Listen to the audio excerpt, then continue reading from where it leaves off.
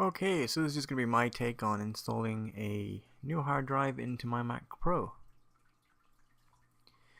So, simply just pull out the lever at the back of the Mac Pro, open the side of the computer.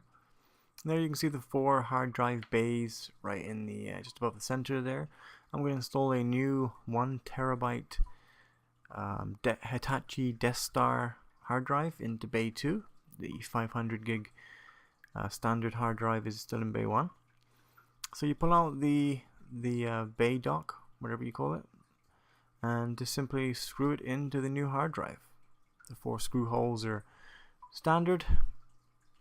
Screw them in using I think it's a P0 screwdriver that Apple likes to use. You can find them in most toolkits.